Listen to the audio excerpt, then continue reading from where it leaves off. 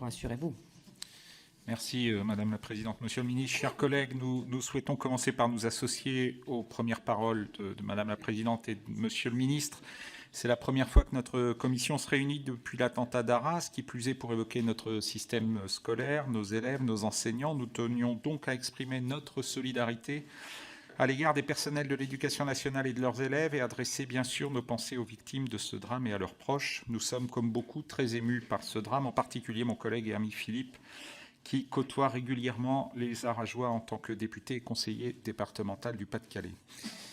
La mission enseignement scolaire du projet de loi de finances pour 2024 met en exergue les priorités du gouvernement pour notre école, acquisition des savoirs fondamentaux et réussite des élèves d'une part, mais également leur épanouissement et leur bien-être d'autre part. Pour atteindre ces deux objectifs, le gouvernement alloue des moyens inédits au budget de l'éducation nationale. Ainsi, la mission enseignement scolaire demeure le premier budget de l'État avec plus de 86 milliards d'euros en autorisation d'engagement et en crédit de paiement. Ce budget est en hausse de 5,31% après l'avoir été de 6% l'année passée.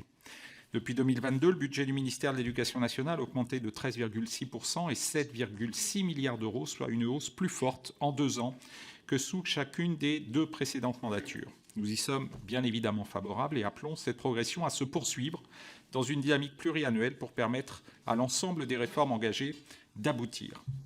Cette augmentation résulte d'un grand nombre de mesures ambitieuses. La première d'entre elles, par son impact budgétaire, est la poursuite des revalorisations des personnels, notamment des enseignants. Les revalorisations dites socles, inconditionnelles, représenteront 1,3 milliard d'euros en 2024. Elles intègrent le relèvement des indemnités de fonction perçues par les enseignants, les CPE et les psychologues de l'éducation nationale, la revalorisation de la prime d'activité, les mesures de fluidification des carrières. Ainsi, tous les enseignants titulaires, les CPE, les psy-EN, débuteront leur carrière avec une rémunération supérieure à 2 000 euros net par mois. Cette rémunération atteindra 2 102 euros pour les enseignants néo-titulaires et 2 466 euros pour les néo-titulaires en REP+.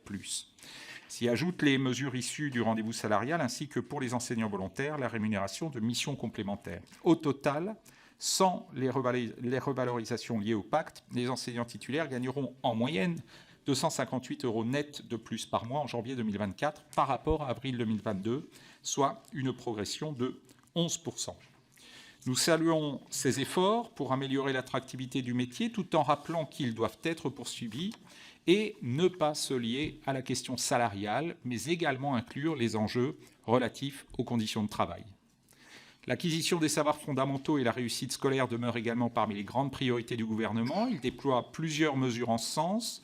Le développement de l'accueil dès 2 ans, l'achèvement du doublement des classes des grandes sections en éducation prioritaire, les plans de formation mathématiques français et maternelle pour les enseignants, l'heure hebdomadaire de soutien et d'approfondissement en mathématiques ou en français au collège, la généralisation du dispositif devoir fait ou encore la réintégration des mathématiques dans le tronc commun de première générale.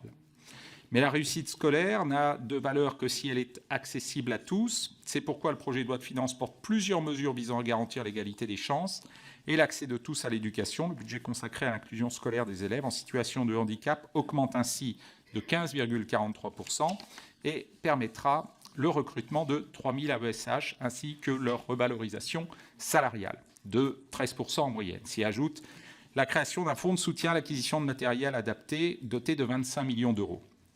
Le financement des cordées de la réussite, des contrats locaux d'accompagnement, des territoires éducatifs ruraux et de nouveaux internats d'excellence intégrés au plan France Ruralité contribuera à la réduction des inégalités sociales et territoriales pour permettre la réussite de tous.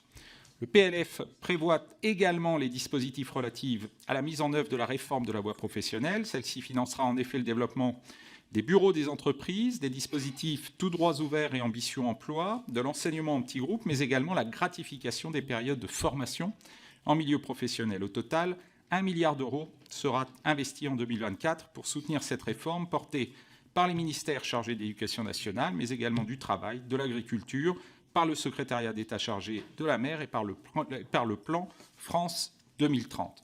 L'enseignement technique agricole fait enfin l'objet d'une attention particulière puisque les crédits du programme 143 augmenteront en 2024 de 6,39%.